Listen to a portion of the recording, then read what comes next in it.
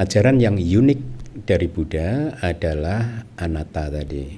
Ya, tidak ada aliran-aliran spiritual di luar ajaran Buddha yang bisa menembus anatta. Ya, jadi hanya Buddha, hanya ketika ada ajaran Buddha, maka anatta ini bisa ditembus. Ketika tidak ada ajaran Buddha, maka anatta tidak bisa ditembus karena tidak ada yang bisa, tidak ada ajarannya dan juga tidak ada gurunya juga.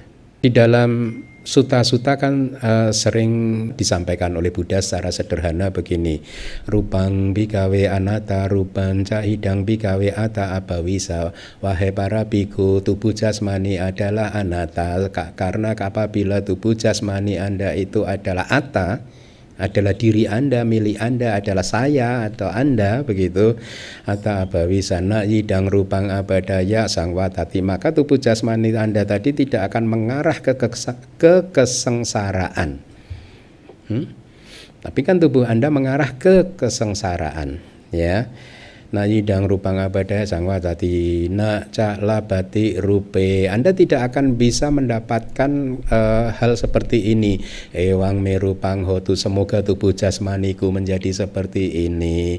Ewang merupang ma'ahositi, semoga tubuh jasmani saya tidak seperti ini. Bisa enggak? Kan berarti kan kita tidak bisa mengendalikan tubuh jasmani kita, ya kan? Itulah yang disebut tubuh jasmani ini anatta.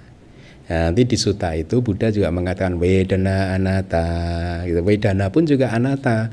Karena kalau perasaan itu ada Anda, maka Anda bisa meminta perasaan itu supaya perasaan senang saja muncul terus, nggak muncul perasaan yang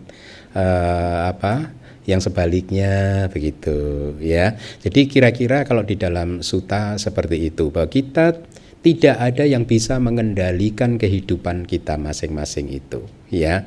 Nah, tapi tadi dikatakan lalu siapa yang memutuskan, siapa yang mengendalikan? Kok kadang kita harus diminta mengendalikan. Itulah yang disebut kebijaksanaan. Bukan aku, bukan saya. Kebijaksanaan yang memutuskan. Kebijaksanaan yang memutuskan untuk mengendalikan diri, untuk mempraktekkan dana, sila, bawana, itu kebijaksanaan, bukan aku, ya. Nah, jadi itulah mengapa tadi saya mengatakan kalau tidak ada ajaran Buddha, tidak ada yang bisa merealisasi anatta dan juga mengajarkan anatta, karena faktanya hanya di ajaran Buddha inilah cita, cetasika yang tadi Anda sebutkan, rupa dan nibbana itu diajarkan dengan sangat detail. Jadi sebenarnya, ya, setiap kehidupan ini hanyalah fenomena yang muncul lenyap sesuai dengan hukumnya masing-masing.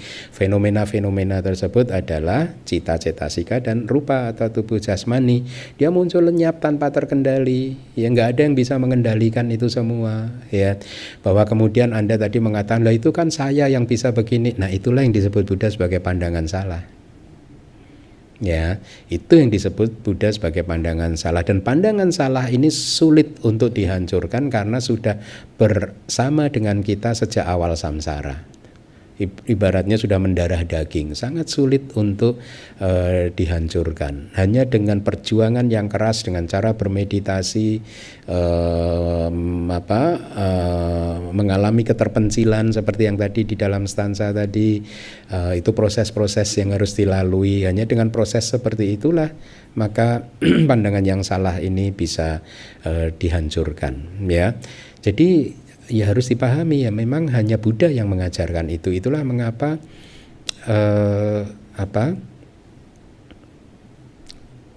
memahami anatta itu sulit, karena faktanya aliran-aliran spiritual di luar Buddhism tidak mampu, bahkan memahami secara teoritis saja nggak bisa, apalagi menembusnya, gitu.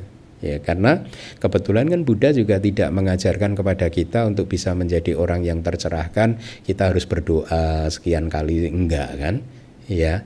Harus bermeditasi. Nah, selama latihan-latihan itu hanya berdoa dan lain sebagainya, ya tidak akan mampu menembus itu semua. Ya, jadi segala sesuatu muncul dan lenyap dengan hukum atas atau bekerja di atas hukumnya masing-masing. Tidak ada yang bisa mengendalikan. Ya, itulah mengapa segala sesuatu yang terkondisi, Semua sangkara itu adalah anatta dengan pemahaman yang seperti itu. Nah, kalau Anda bermeditasi pun Anda akan melihat bahwa tubuh jasmani ini hanyalah terdiri dari fenomena-fenomena yang terus-menerus muncul lenyap gitu.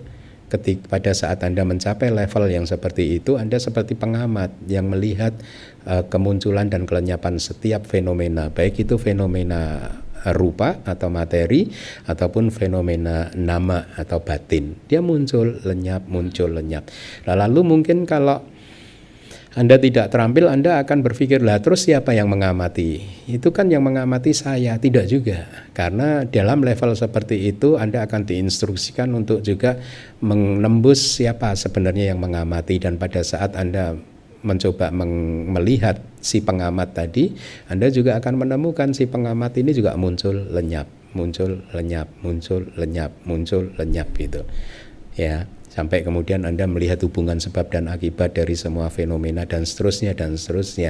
Nah, dari sana Anda akan mulai pelan-pelan melihat anatta. Memang sulit untuk dipahami, tetapi faktanya seperti itu.